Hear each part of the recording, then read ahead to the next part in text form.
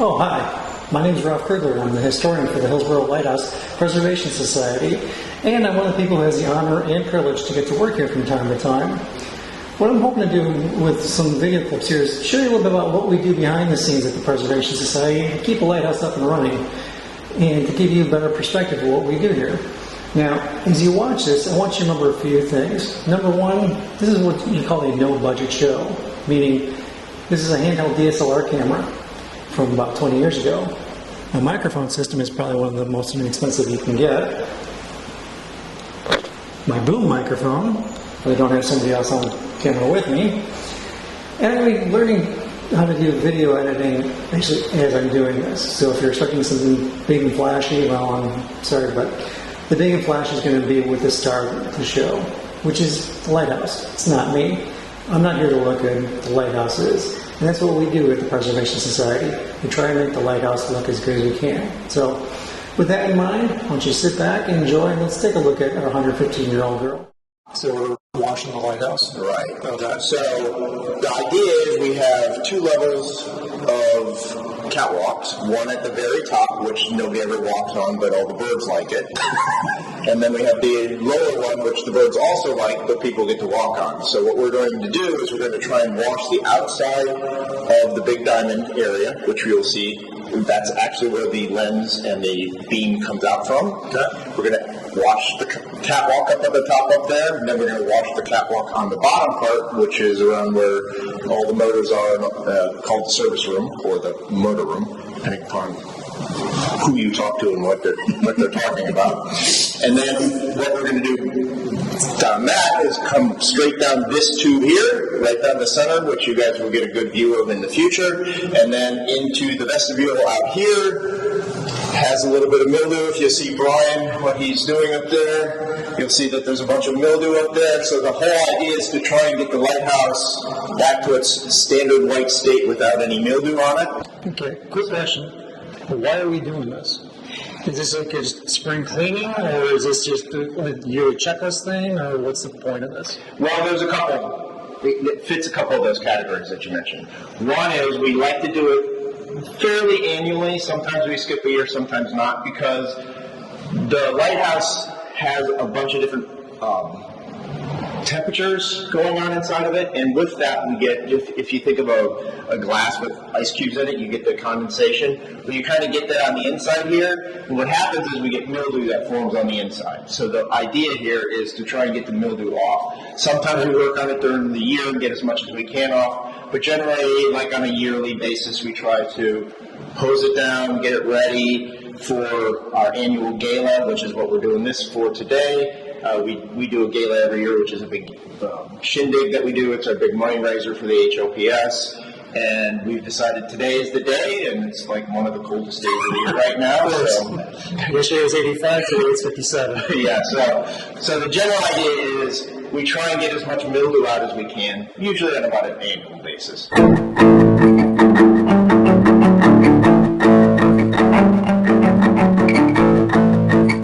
I'm up. Okay, you're up. Now the next thing we're going to do is we're going to walk this all the way up.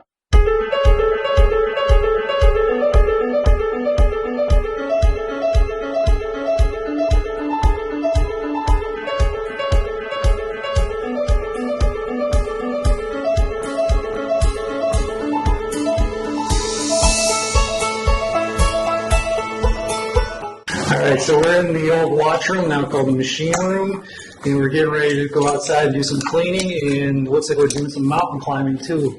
What exactly we got going on here?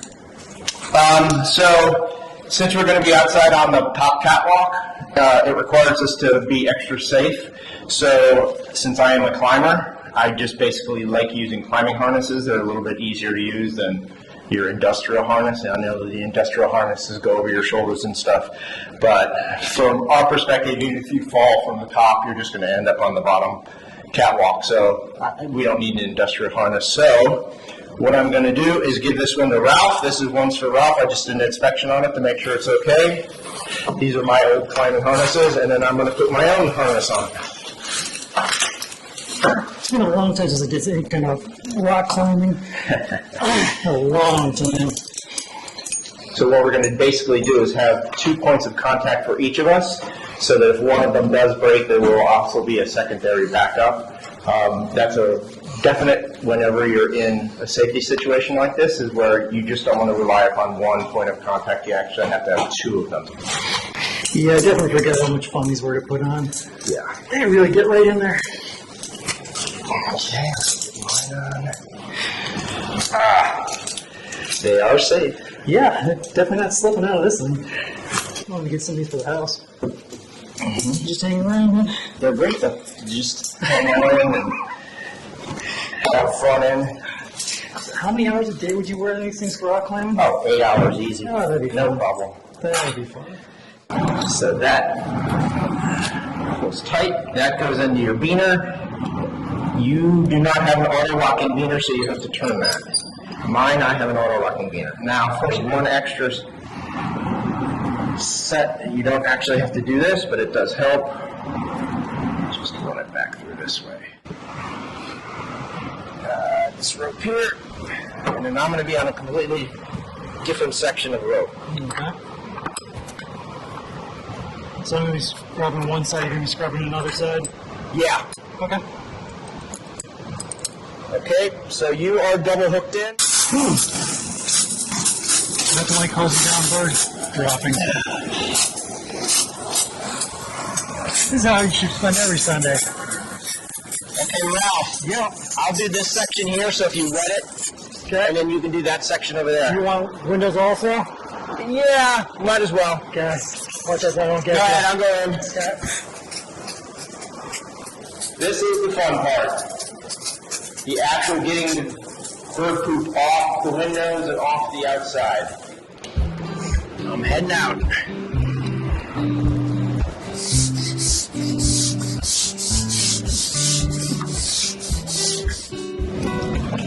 It's actually coming off pretty easy. It actually is. A lot easier than I thought it was going to be. Sure makes a mess though. A nice slurry.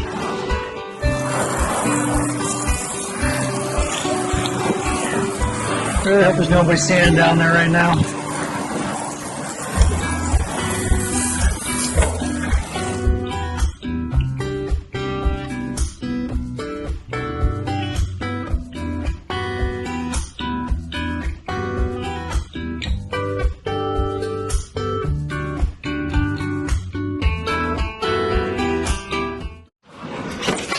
So did I ever tell you about the first time I did this when I was president?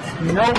He thought I was crazy. I said, no, we need to go outside and clean the bird poop off. He's like, yeah, nobody's done that. I said, well, I'll do it. And he's like, you sure you're going to do that? I said, yeah, don't worry about it.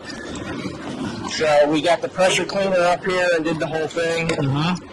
And Art was just totally dumbfounded that I would go outside like this and do this. And get all soaking wet like I am? Say that again? Get all soaking wet like I am? Oh, yes, of course. You can't do this without getting wet. No, absolutely not. And full of bird poop, which is also the very fun part of this, is getting covered with the bird poop. Yeah, right in your mouth. It's a great thing.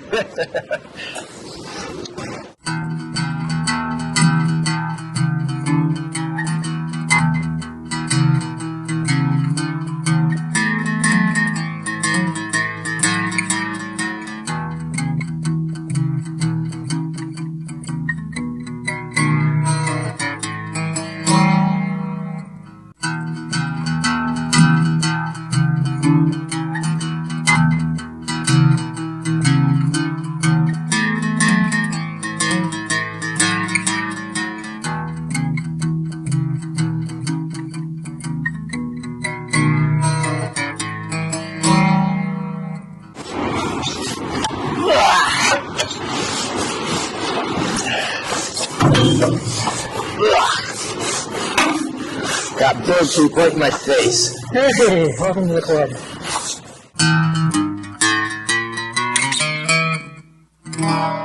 We're good arrange to get all this stuff off, but apparently that's not the case.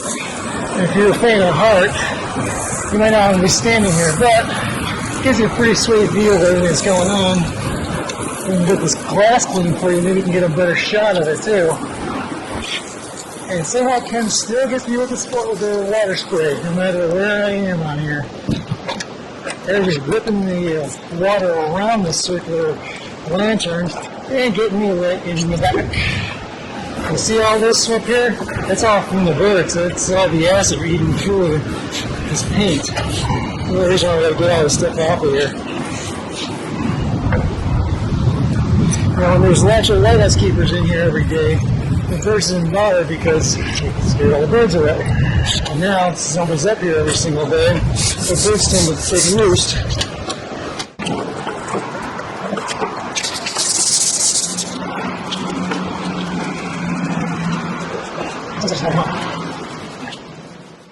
Now we're on the observation deck, and as you can see, this seems to be cleaned off a lot too.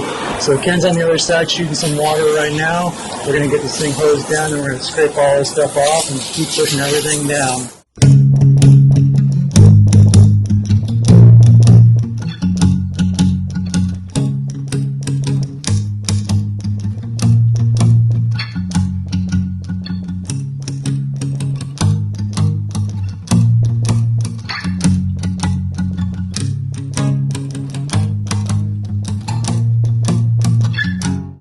Just to think, it was 80 degrees yesterday.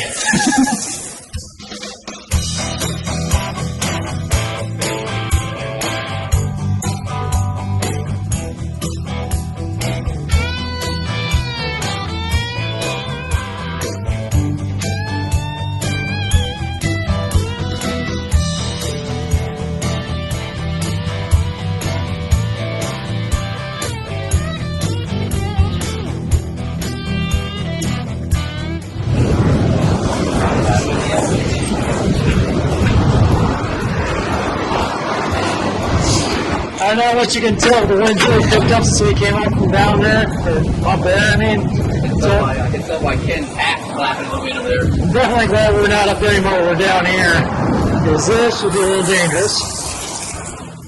Alright, so as we're cleaning up, you can see all these garbage that are pulled up, and there's all these seeds all over the place. Where the heck are these seeds coming from?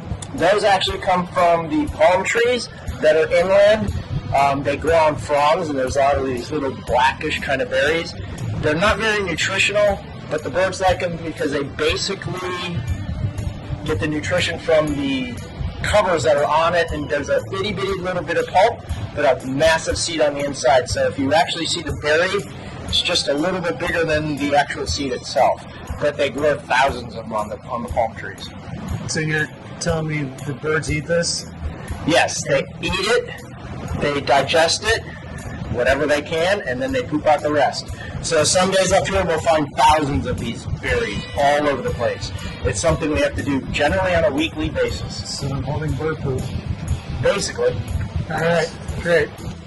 So all the water that we shut up here either goes down these little holes, these drainage holes, or we do the old-fashioned way. Gotta make sure there's nobody down there, man. Probably should have checked that first. Yeah, that's a dirt shower. Generally, it never makes it all the way down anyway. Yeah.